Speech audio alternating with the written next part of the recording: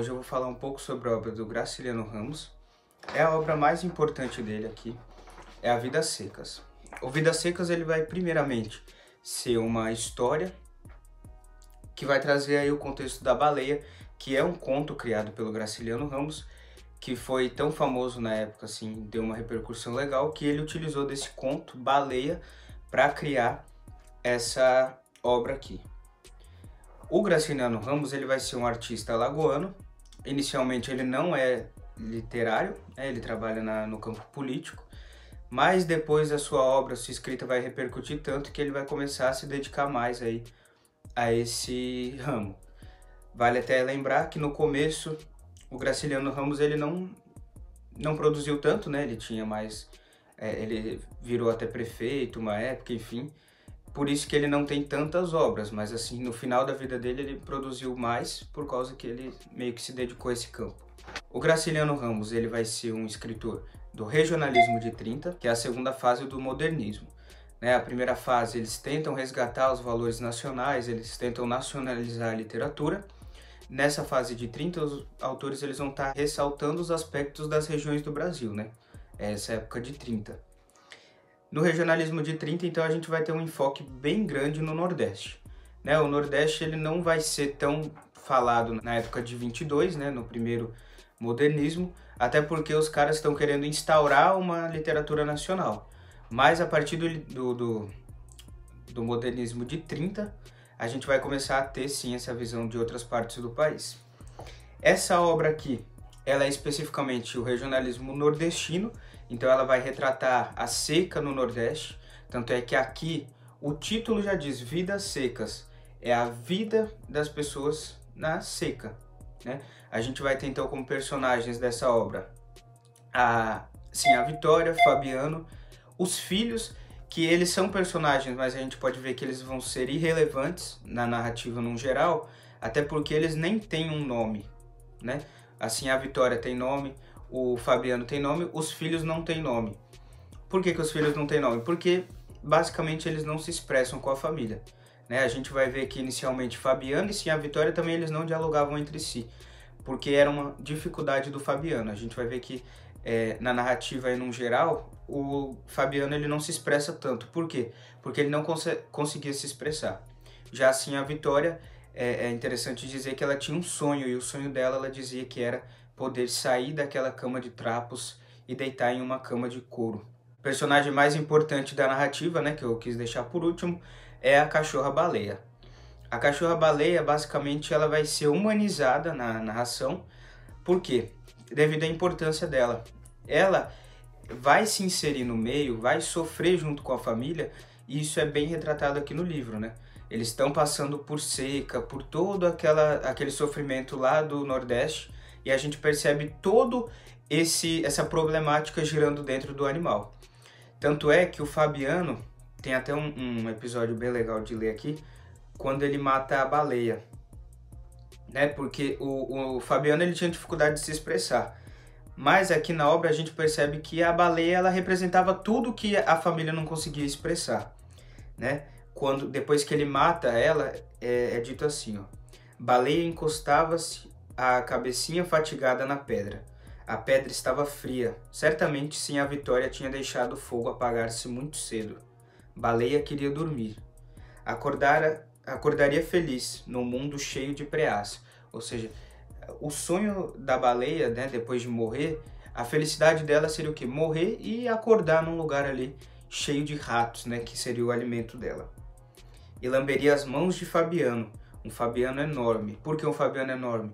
Porque como ele ficou responsável de matar ela, né, na verdade ele que quis matar ela, no imaginário da baleia a gente percebe que ele era gigante, representando um monstro, porque ele matou ela, né, justamente por isso. E lamberia as mãos de Fabiano, um Fabiano enorme. As crianças se esponjariam com ela, rolariam com ela num pátio enorme, num chiqueiro enorme. O mundo ficaria todo cheio de preás, gordos enormes.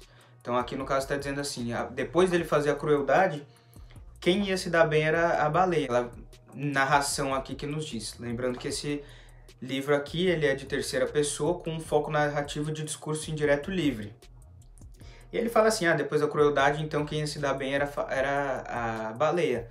porque ia estar num mundo cheio de crianças e com preás enormes, ou seja, com muito alimento para ela, né? E é muito interessante esse pedaço que fala sobre a baleia, porque a gente percebe, então, a importância que a baleia vai ter na narrativa, né? Vale lembrar que o Fabiano, ele se dizia ser um animal, ele se animalizava na história, por quê? Porque o animal não sabia se expressar. E ele via ele do mesmo jeito naquela situação. Então, por exemplo, no Nordeste, e passando com todos aqueles problemas ali, ele não sabia se expressar diante de si mesmo. Tanto é que tem relatos engraçados aí no meio da narrativa. Por exemplo, ele vai ao bar, né? Depois que ele por causa da seca, ele se envolve com um fazendeiro para arrumar um trabalho. E aí ele vai para um bar. Chegando no bar, o que acontece? Ele se encontra com um soldado amarelo, que é chamado. E esse soldado amarelo vai falar um monte de coisa, o Fabiano vai ficar bêbado. E aí o Fabiano não sabia se expressar, não sabia falar nada assim, né? Ele era bem ruim mesmo em expressão. E aí quando ele vai abrir a boca para falar, ele começa a xingar a mãe do soldado. E aí você pensa, xingou a mãe de um militar, o que será que vai acontecer com ele? Nada de bom, né? Então a gente percebe que mesmo na dificuldade, quando ele ia falar coisa também, ele se embaralhava todo. Então traz outra problemática aí na narrativa, né? Ele foi se expressar e acabou se expressando mal aí, foi xingar a mãe do cara. Outro ponto a se falar também que é importante é o episódio da festa. A festa vai ser o episódio onde Fabiano e sim a Vitória estão indo a festas, né? Aí a baleia já morreu, enfim.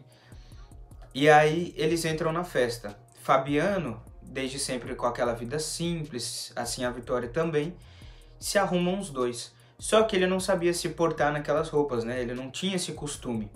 E aí quando ele chega então nessa festa, ele já chega com o sapato fora do pé, com a roupa toda mal organizada.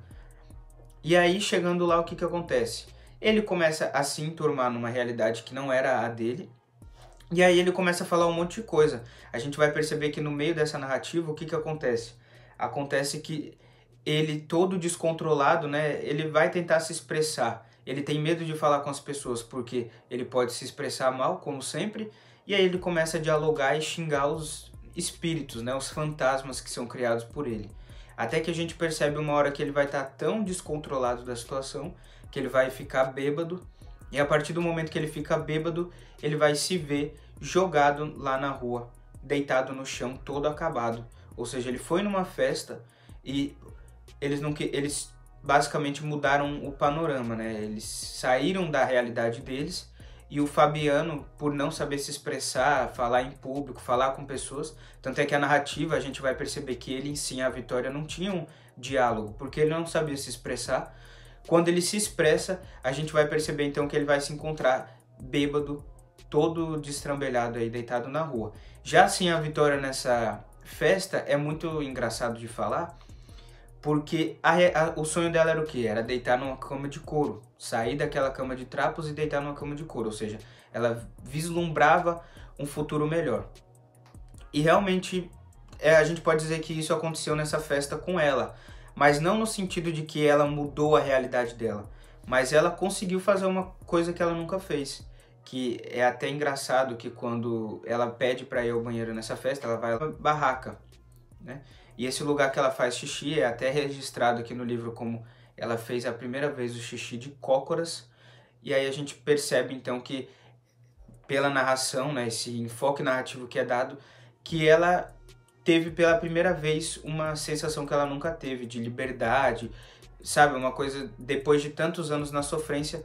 Nessa festa, quando ela foi ao banheiro, né, que ela não foi no banheiro, mas o local onde ela fez o banheiro, que foi a posição específica, parecia uma espécie de libertação em relação a todo aquele acontecimento que ela vinha sofrendo, a seca, falta de emprego, as condições. Bom, e é isso, né? Acho que Vidas Secas, ele é muito interessante, é legal para ler, porque ele não vai trazer só a questão da seca, né? Ele vai trazer então as questões das disparidades econômicas, traz a questão da baleia, que vai basicamente virar o protagonista da história. A gente percebe a aflição nos episódios onde o Fabiano quer matar ela, né? Porque ele dizia, ela aí deve estar morrendo de hidrofobia, ela tem que morrer mesmo porque tá doente e eu não vou deixar ela sofrendo assim. Mas aí depois ele até que se toca, que tem uns episódios também que ele fica relembrando dela e tendo toda a saudade do animal. E outros pontos também interessantes da narrativa não é nem só esses. A gente pode observar também o que? É o modo como muitas pessoas vivem até hoje, né? Não só as disparidades, mas como muita gente vive hoje, né? Ele matou o animal para não ver o animal sofrer. Por quê? O animal, ele não iria sair de junto do dono, né? Então ele percebe, será que eu vou deixar a baleia morrer? Aí ele fala, não, eu preciso matar ela. E aí depois ele mesmo se animaliza disso, porque ele fala que ele é um bruto, ele é um estúpido, ele não sabe das coisas e que a baleia, ela não deveria morrer, né? Então acho que foi isso. Quem quiser aí, leia, porque Graciliano Ramos, né, o romantista de 30, ele sabe expressar muito bem, né? Apesar de que muita gente acha que romance é aquelas histórias com amor e tudo, na verdade o romance, toda história romântica, é aquela história que tem expressão. E essa aqui a gente vai ver muita expressão, principalmente muito sofrimento, principalmente nos episódios que envolvem a baleia aí. Então vale muito ler esse livro, e é isso. Ei, se inscreve no canal, deixa seu like, compartilha esse vídeo, hein? Tô brincando, eu não sou youtuber, não precisa fazer isso não.